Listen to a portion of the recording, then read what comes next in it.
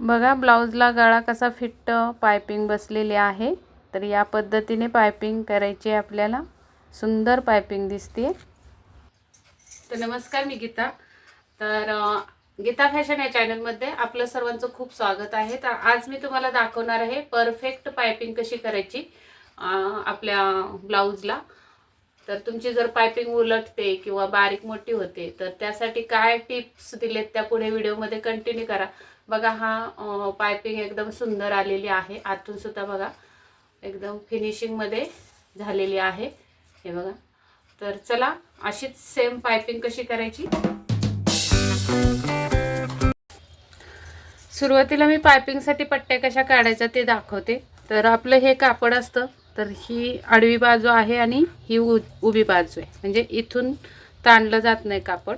तर उभी बाजू आणि आडवी बाजू असं ओळखायचं। आणि मग याच्या मध्यातून आपल्याला तिरकस टिप रेघ ओढून घ्यायचे अशी बरोबर मध्यावरून। म्हणजे हा आपला झाला क्रॉस कापड। हे बघा ताणून दाखवते, असं क्रॉस कापड झालं। तर असं कापड ओळखायचं क्रॉस। आणि मग या रेघेच्या या साईडला 1.5 इंच, 1.5 इंचाच्या सुरुवातीला तुम्ही जर नवीन शिकत असाल तर 1.5 इंचाच्याच पट्ट्या काढायच्या। असे 1.5 इंचाची खून करून घ्यायची त्या रेघेच्या आजूबाजूला। या साईडला पण करून घेऊया। आणि मग आपल्याला हे डायरेक्ट कटिंग केलं तरी चालेल किंवा मग असं खडूनी रेघ ओढून घ्या दोन्ही खुणा मिळून, म्हणजे सेम एकसारख्या पट्ट्या निघतील। आणि मग या कट करायच्या तशा आपल्याला या पद्धतीने अशी ही पट्टी निघणार आहे आपली। हे मी तुम्हाला पट्टी कशी कटिंग करायची हे दाखवलं। तर मी ब्लाऊजच्या पट्ट्या काढून घेतलेल्या आहेत ऑलरेडी, पण त्याच्यातलं ते कटिंग दाखवायला झालं नाही, म्हणून मी ह्या सेपरेट तुम्हाला कटिंग करून दाखवलेत। चला आता आपण पाइपिंग करण्यासाठी ह्या पट्ट्या कशा जोडायच्या ते पुढे व्हिडिओमध्ये बघूयाच। तर या पट्ट्या मी आधीच काढून ठेवलेल्या होत्या। 1.5 इंचाच्या रुंदीच्या क्रॉस पट्ट्या आहेत। तर पाइपिंगसाठी जोडण्यासाठी एक पट्टी आडवी आणि एक पट्टी उभी अशी क्रॉसमध्ये ठेवून आपल्याला त्या त्रिकोणातून टिप मारायची आहे। या पद्धतीने एक आडवी आणि एक उभी ठेवायची पट्टी, आणि जो त्रिकोण तयार होतो त्या त्रिकोणातून आपल्याला तिरकी टिप मारत या पट्ट्या सगळ्या जोडून घ्यायच्यात।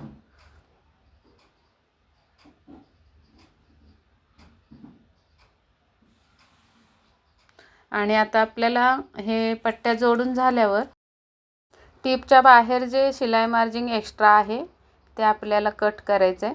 जास्त मार्जिन ठेवायचं नाही टिपच्या बाहेर। आणि हे पूर्ण कटिंग करून घ्यायचं आहे एक्स्ट्रा जे कापड दिसतंय ते। आणि त्यानंतर या टिप वरती आपल्याला नख मारून घ्यायचं आहे। नंतर आपल्याला असा डबल फोल्ड करायचा आहे आणि अर्धा इंच बाहेर सोडायचं आहे ब्लाऊजच्या पुढे, गळ्याच्या पुढे। आणि बघा आता अंगठ्याच्या शेजारचं बोट मी मधोमध पट्टीमध्ये ठेवले उजव्या हाताचं, आणि डाव्या हाताने पट्टी बरोबर ब्लाऊजच्या किनारीवर लावून घेते डबल फोल्डवाली। आणि आता इथे मी फक्त उजव्या हाताने जो अंगठ्याच्या शेजारचं बोट मध्ये लावले मी पट्टीमध्ये, तिथेच फक्त खेचते। अशा पद्धतीने खेचत खेचत आपल्याला पूर्ण पट्टी जॉईन करायची आहे गळ्याला। आता गळ्याच्या इथे मार्जिन फक्त आपला जो दाब असतो मशीनचा त्याच्यातला 1 पाय एवढ्याच अंतरावर टिप मारायचे, म्हणजे जास्त शिलाई मार्जिन राहत नाही। आणि मग जेव्हा आपण पाइपिंगला पट्टी दुमडणार आहे तेव्हा जास्त फॅब्रिक आतमध्ये शिल्लक राहत नाही। नवीन शिकत असाल तुम्ही तर मग जर इथं जास्त फॅब्रिक पट्टीमध्ये घेतलं तुम्ही टिपमध्ये, तर पट्टी जोडून झाल्यानंतर तुम्हाला ते थोडंसं कट करून काढायचं आहे। जास्त मार्जिन ठेवलं तर पाइपिंग जाड होते। बारीक करण्यासाठी आपल्याला इथे फक्त एका पायाचा दाबाचा पाय असतो तेवढ्याच अंतरावर आपल्याला ही टिप मारून घ्यायची असते, म्हणजे पट्टी जोडून घ्यायची असते। तर चला ही पूर्ण जोडून घेऊयात आपण।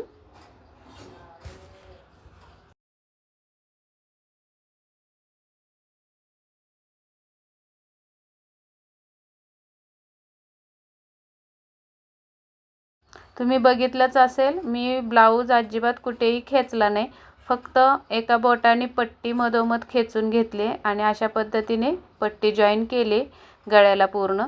आता शेवटीसुद्धा आपल्याला अर्धा इंच एक्स्ट्रा ठेवूनच पट्टी कट करायची आणि एवढी काळजी घेऊनसुद्धा जर टीपच्या बाहेर जास्त कापड शिल्लक राहत असेल तर आपल्याला हे असं कट करून छाटून घ्यायचं आहे. त्यामुळे काय होणार आहे, आपली फिनिशिंगमध्ये आतल्या साईडने सुद्धा पायपिंग दिसणार आहे. कापड छाटून झाल्यानंतर नख मारायला अजिबात विसरायचं नाही टीपवर. बाहेरच्या साईडला पट्टी ढकलून आपल्याला टीपवर एक नख मारून घ्यायचं आहे. टीप अशी प्रेस करून घ्यायचे. त्यानंतर जे आपण अर्धा इंच एक्स्ट्रा सोडलेलं होतं बाहेर ते आतमध्ये फोल्ड करून या साईडनी एक फोल्ड करून घ्यायचं आहे. जास्त जाडही करायचं नाही आणि जास्त बारीकही करायचं नाही. शोभेल असा आकार घ्यायचा आहे पायपिंगला आणि पायपिंग करताना कधीही गडबड करायची नाही. अगदी शांतपणे हळूवारपणे पायपिंग करायची आणि म्हणजे मग आपल्याला एकसारखा फोल्ड करता येतो. आता फोल्ड करतेवेळी बघा, जास्त बारीक झाला तर ब्लाऊज बाहेरच्या साईडला सरकवून किंवा ओढून बरोबर आकाराचाच पायपिंग करून घ्यायची आणि मगच आपल्याला ही जी टीप दिसते जी आपण अगोदर मारली त्या टीपच्या मधूनच आपल्याला ही टीप मारायची आहे.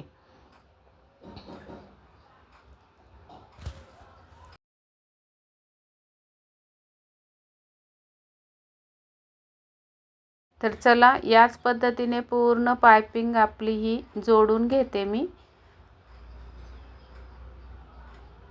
तर जिथे पण तुम्हाला पायपिंग बारीक दिसल तिथे तुम्हाला बरोबर ब्लाऊज वळवून बारीक मोठी करून घ्यायची.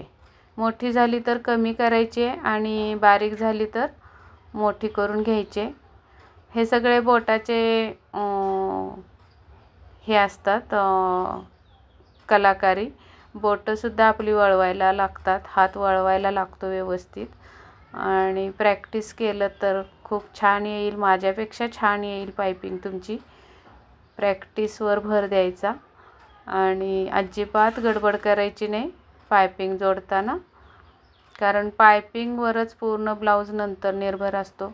पायपिंग जर तुमची लूज पडली तर गळा लूज पडणार आहे. कितीही शोल्डर परफेक्ट कटिंग केली असली तरी पायपिंग जर तुमची लूज पडली तर गळा लूज पडतो आणि मग खांद्यावरून खाली येण्याची शक्यता असते गळा पडण्याची.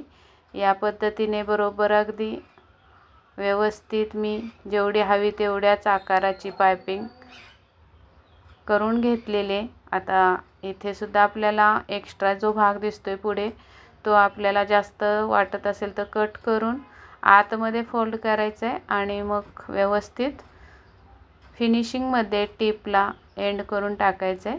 लॉक करायची टीप. अशा पद्धतीने पूर्ण पायपिंग मी दाखवलेली आहे. तर पायपिंग बघा कशी सुंदर झाली आहे, अगदी एकसारखी सगळीकडून. हुकाय पट्टीसुद्धा चेक करून दाखवते तुम्हाला मी. उंची कशी सेम झालेली आहे, कमी जास्त अजिबात नाही. चला तर मग व्हिडिओ आवडला असेल तर लाईक करा, सबस्क्राईब करा चॅनेलला. Bye bye.